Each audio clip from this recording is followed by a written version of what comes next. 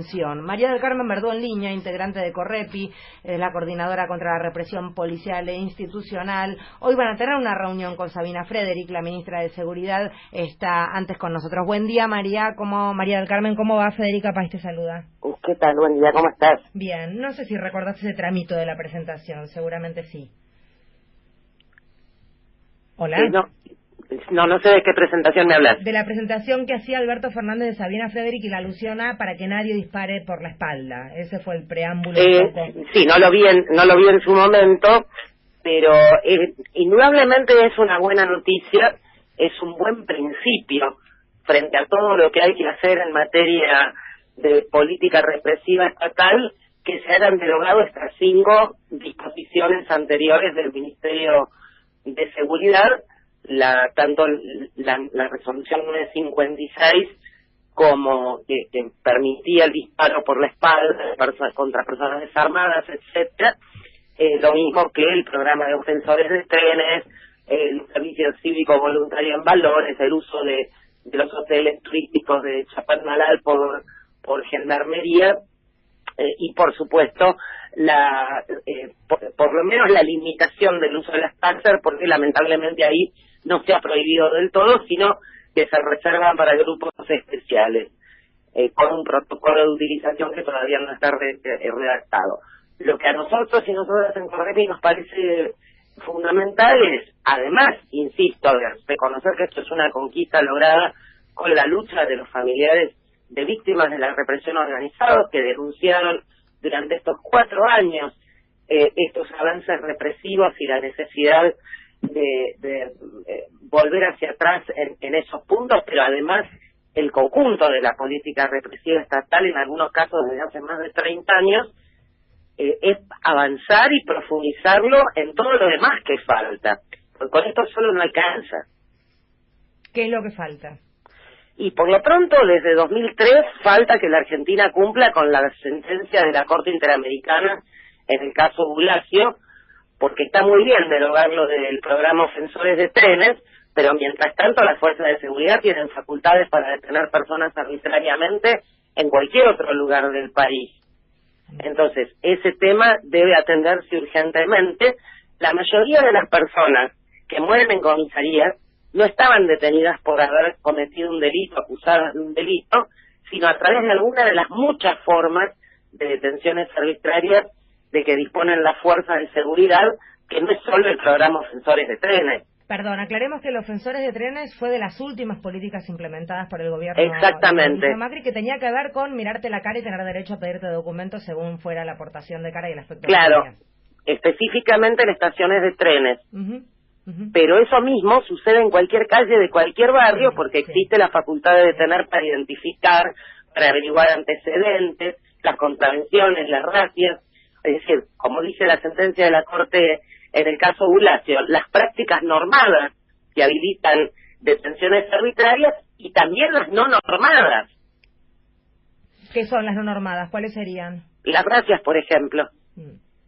Las detenciones de personas menores de 18 años solo porque tienen menos de 18 años y eso alcanza para que por estar en la calle un policía los detenga. Perdón, María del Carmen. Acuérdense del habeas corpus preventivo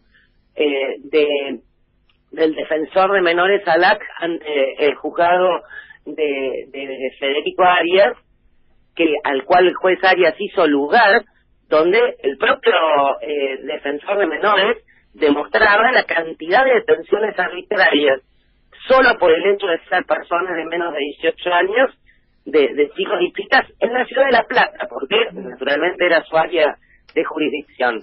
Después apelado por el gobierno provincial y revocada esa sentencia de Arias, del ex juez Arias del contencioso 1 de La Plata, por la Cámara.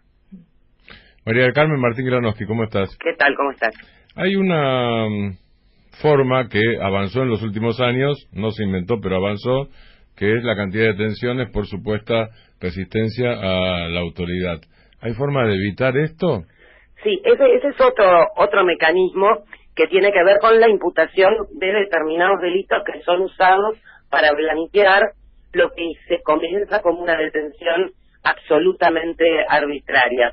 Y en ese sentido es que yo decía recién que no solamente alcanza con derogar estas 5 resoluciones, sino que hay que avanzar, por ejemplo, en las distintas modificaciones del procedimiento penal, de la normativa penal y contravencional que se ha hecho en los últimos 4 años, que es otro punto importante de nuestra agenda que venimos planteando desde antes de las elecciones generales, cuando hemos señalado, por ejemplo, en esto que vos marcabas de la colonización del Poder Judicial, como muchas de las cuestiones que planteaba el Ministerio de Patricia Bullrich en términos de discurso público primero, después terminaba volcándose, y sigue volcándose a la fecha, en resoluciones judiciales. Por ejemplo, cuando después del fusilamiento de Rafael Nahuel dijo aquello de la versión de las fuerzas, de la versión de verdad, pues empezamos a tener procesamientos en la justicia de gente detenida en movilizaciones y manifestaciones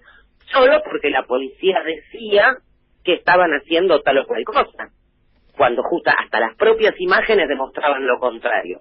Y en eso entra también este tema del atentado de resistencia a la autoridad, que traducido el de la conducta que se sanciona consiste en poner manos sobre el personal policial o de otra fuerza. Pues bien, allí tenemos todavía 2 trabajadores de prensa de la Red Nacional de Medios Alternativos, Juan Pablo Mourenza y Ezequiel Medone, que siguen procesados al día de hoy, porque a pesar de que la Cámara les revocó el procesamiento, la Fiscalía apeló y tenemos recursos de casación todavía en trámite, acusados de ese delito porque dijeron no estoy haciendo nada, ¿por qué me detiene? Cuando la policía los detuvo el 1 de septiembre de 2017. ¿Cuál es el criterio de la reunión que van a tener hoy, María del Carmen?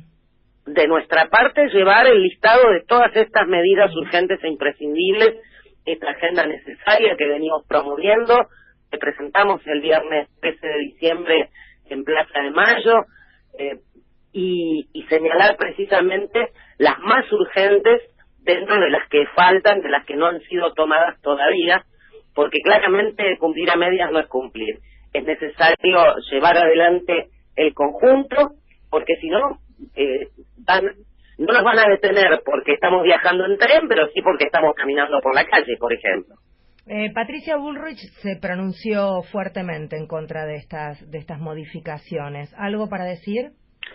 Y bueno, lógicamente defiende su política, porque fue no solamente lo que realizó durante no solo este periodo que estuvo al frente del Ministerio de Seguridad de la Nación.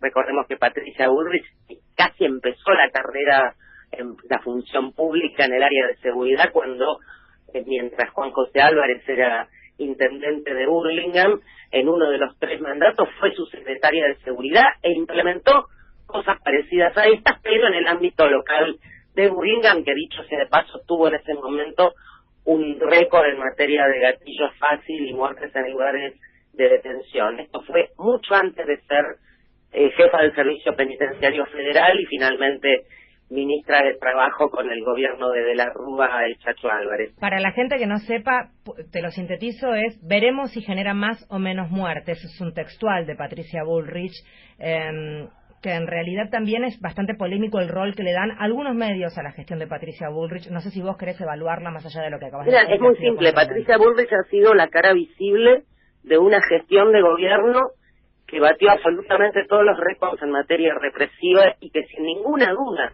debemos calificar como la más represora desde el fin de la dictadura cívico-militar eclesiástica hasta hoy. Una muerte cada 19 horas por el gatillo fácil o en lugares de detención es absolutamente espeluznante como cifra, sobre todo si tenemos en cuenta que se llega a esa inusitada frecuencia solamente 4 años después, a partir de un piso de una muerte cada 28 horas, que ya era una barbaridad y era lo que teníamos al principio del gobierno de la Alianza Cambiemos. La tarea que ha cumplido Patricia Bullrich al frente del Ministerio de Seguridad de la Nación, obviamente tampoco estuvo sola, estuvo acompañada por las tareas del Ministerio de la Provincia, en la Ciudad de Buenos Aires, donde por cierto sigue la misma gestión, y en ese sentido también nos preocupa, además de todas estas otras medidas que faltan completar, las fisuras y mucho más que contradicciones, casi diría incompatibilidades entre un buen comienzo, como son estas 5 derogaciones a nivel nacional, y por el otro lado, más que lo que dice Patricia Bullrich, a mí me preocupa lo que dijo el ministro de Seguridad de la provincia, el ex coronel Sergio Berni. Ya de por sí Berni y policía bonaerense en una misma frase es una mala noticia, pero lo cierto es que frente a estas medidas habló de política de chiquitaje, habló de hacer sin conocer y se pronunció en contra concretamente, por ejemplo, de la cuestión de las tasas, que él defendió durante la gestión de Bullrich. Un memorable debate hubo entre 5N, entre mi compañero Ismael Jalil y Berni, sobre el uso de las tasas precisamente, y sobre todo además sobre la criminalización de la protesta, sobre la forma de intervenir, que es otro eje fundamental, las lógicas bélicas de intervención de las fuerzas de seguridad en contexto de movilizaciones y manifestaciones, y ahí realmente hay una preocupación enorme de nuestra parte, porque cómo conviven estas dos políticas en un mismo gobierno.